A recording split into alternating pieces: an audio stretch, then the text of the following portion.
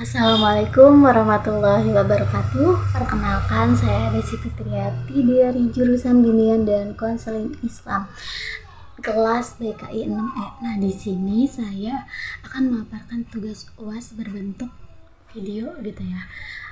Dari mata kuliah Bimbingan Rohani Islam dengan dosen pengampu Ibu Eni Nureni. Nah, dimana di dalam tugas UAS ini terdapat 3 pertanyaan. Yang pertama yaitu apa sih langkah apa gitu yang harus dilakukan oleh pembimbing rohani Islam. Terus yang kedua itu apa sih manfaat dari kegiatan bimbingan dan rohani Islam, dan juga gimana sih analisis menurut saudara atau saya gitu ya dari kegiatan bimbingan rohani Islam.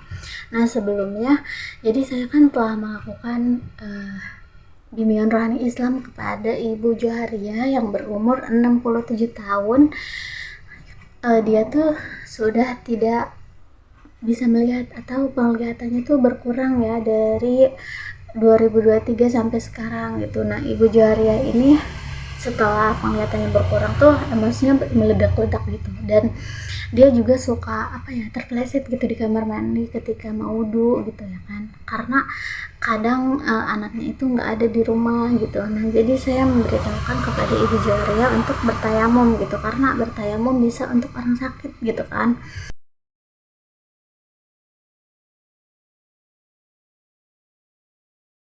Dan juga Ibu Joharia ini nggak mau berobat karena Ibu Joharia tuh gimana ya, kayak ngerasa udahlah udah tua gitu, dan juga dia ngerasa bahwa kayak takut gitu, takut matanya copot gitu atau gimana. Dan saya memberitahukan kepada Ibu Joharia bahwa ya namanya juga sakit gitu ya, sakit itu kan adalah ujian dari Allah gitu kan.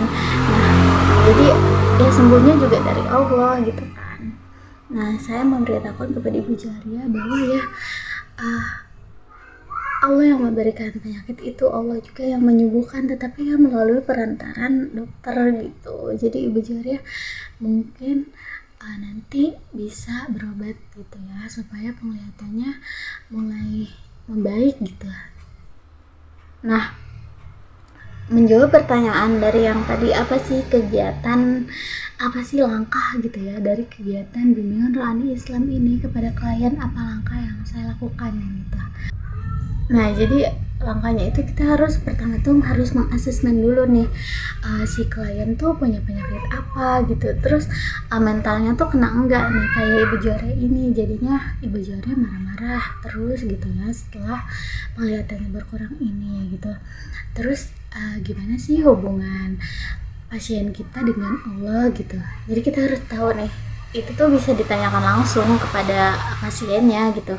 Nah, untuk menanyakan hal itu mungkin ya kita harus bisa membuat pasien kita tuh percaya dulu gitu, apa klien kita ya harus percaya dulu kepada kita gitu.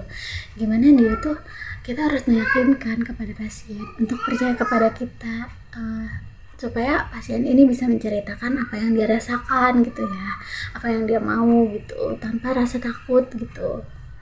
Kita juga harus kayak benar-benar mendengarkan gitu, ketika dia lagi ngomong kita harus benar-benar mendengarkan tanpa harus memotong pembicaraannya, supaya klien itu merasa nyaman gitu, dan dia tuh merasa dihargai dan didengar gitu ya oleh kita.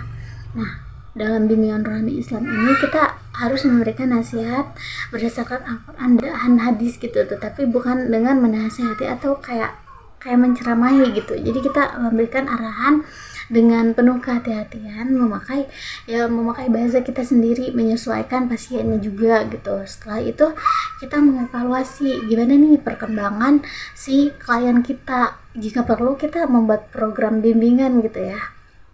Nah, terus manfaatnya tuh apa gitu? Manfaatnya itu kegiatan bimbingan rohani Islam itu membantu klien menemukan ketenangan spiritual, menguatkan keimanannya dan ketakwaannya pasien kepada Allah Subhanahu wa Ta'ala ketika ditimpa sakit. Gimana kan emang sakit itu adalah ujian yang diberikan kepada hambanya dari Allah. Jadi Allah itu sayang gitu. hambanya dari Allah. Jadi Allah itu sayang gitu, dan Allah itu untuk menggugurkan dosa-dosa kita juga gitu. Dimana kan ada hadisnya juga bahwa muslim, yang artinya itu setiap muslim yang terkena musibah, penyakit atau yang lainnya, pasti Allah akan menghapus segala dosa-dosanya gitu. Sebagaimana ini ibaratkan itu pohon menggugurkan daun-daunnya yang jatuh ke tanah gitu. Jadi sakit itu adalah ujian yang diberikan kepada Allah Subhanahu wa taala gitu. Mungkin hanya itu saja yang dapat saya sampaikan mengenai laporan video tentang bimbingan rohani Islam. Assalamualaikum warahmatullahi wabarakatuh.